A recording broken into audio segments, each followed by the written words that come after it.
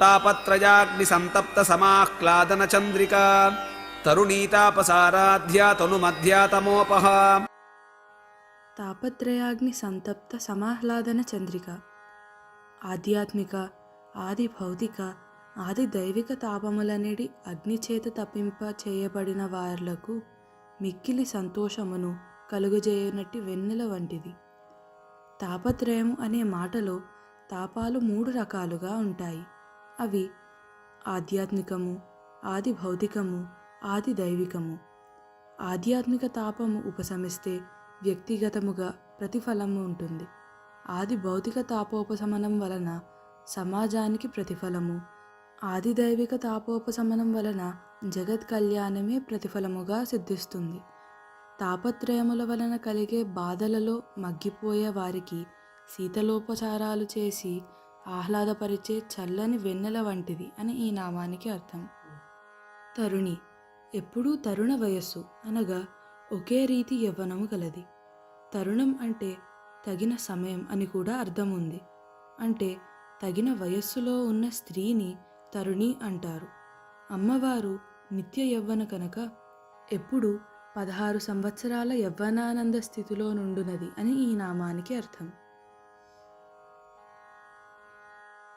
తాపసారాధ్య తపస్సు చేయవారిచే ఆరాధింపబడినది. ఆహార విహార చేష్టలలో నియమబద్ధంగా ఉండి, ద్వంద్వాలకు అతీతంగా ఉండి, త్రికరణ శుద్ధిగా సదాచారాలను పాటిస్తూ తాపత్రయరహితులైన వారిని తాపసులంటారు. ఇట్టి తాపసులచే అమ్మవారు ఆరాధింపబడినది, ఉపాసింపబడినది. తను మధ్య కృశించిన అనగా సన్నని కటి ప్రదేశము అనగా నడుము గలది. తను అంటే సన్నని అని అర్థం. సన్నని నడుము మంచి సాముద్రిక లక్షణము మరియు బహుసంతానానికి గుర్తు. అమ్మవారు బహుసంతానానికి తల్లి కనుక ఆమె సన్నని నడుము కలిగి ఉంటుంది. తను అంటే శరీరం అని అర్థం కూడా ఉన్నది. శరీరంలో నాభికి పైన ఉండే దేవలోకాలకు, క్రింద ఉండే రాక్షసలోకాలకు మధ్యలో ఉండి ఆ రెంటిని సమన్వయపరుస్తుంది అమ్మవారు. ప్రతి వ్యక్తికి వెన్నెముక యందు మధ్యగా, తిన్నగా, సన్నగా ఉండే సుషుమ్నా నాడి కూడా తను మధ్య అని చెప్పుకోవచ్చును. తమోపహ చీకటిని లేదా అజ్ఞానమును పోగొట్టున్నది. తమస్సు అంటే చీకటి. ప్రళయంలో ప్రపంచమంతా చైతన్యరహితమై కారు చీకటిలో నిండు నిద్రలో ఉన్నట్లు ఉంటుంది. అటువంటి చీకటి వంటి స్థితిలోని ప్రళయం నుండి చైతన్యవంతమైన సృష్టిని రాత్రి నుండి సూర్యోదయం అయినట్లు రప్పిస్తుంది. కాబట్టి అమ్మవారు తమోపహ. తమస్సు అంటే అజ్ఞానం. అవిద్యను, అజ్ఞానాన్ని పోగొట్టి బ్రహ్మజ్ఞానాన్ని చేకూరుస్తుంది. తాపత్రయాగ్ని సంతప్త సమాహ్లాదన చంద్రికా తరుణీతాపసారాధ్యా తనుమధ్యా తమోపహ.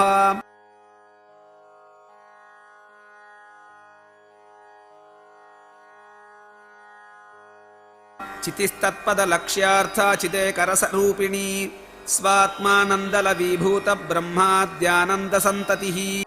చితి కూర్పు, జ్ఞానబిందు సమీకరణ. ప్రోగు చేయుట, పేర్చుట, కూర్చుట, సమీకరించుట అని అర్థం. వ్యక్తి మెదడులోని జ్ఞాన సంబంధమైన బిందువులను ఒకచోటకు చేర్చి జ్ఞానాన్ని కలుగజేస్తుంది.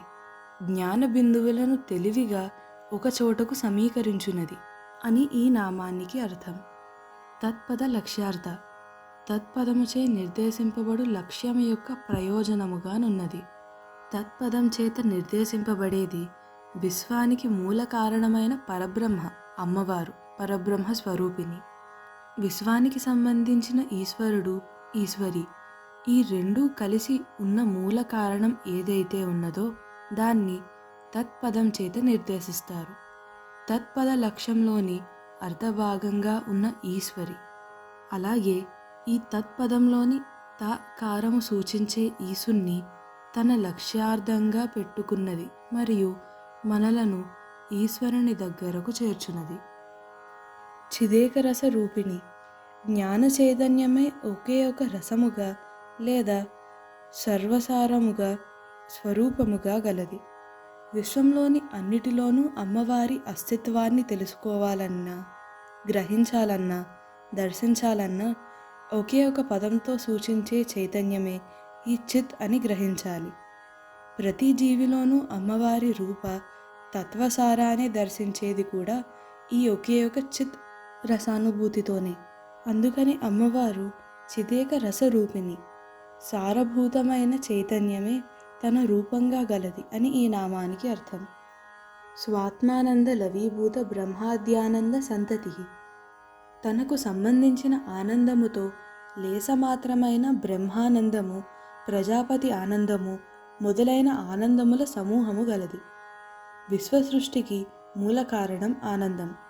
ఈ విశ్వంలో కీటక, పక్షి, జంతు, నర, వానర, యక్ష, కిన్నెర, కింపురుష, దేవ, గంధర్వ, త్రిమూర్తులు అందరూ ఎవరికి సంబంధించిన ఆనందం వారికి ఉంటుంది.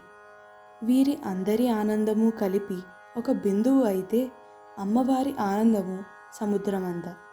సమస్త లోకాలలో ఉన్నవారి ఆనందము అనగా ప్రజాపతి ఆనందము, బ్రహ్మ యొక్క ఆనందము అన్నీ కలిపిన సముద్రంలోని ఒక బిందువు అంత మాత్రమే.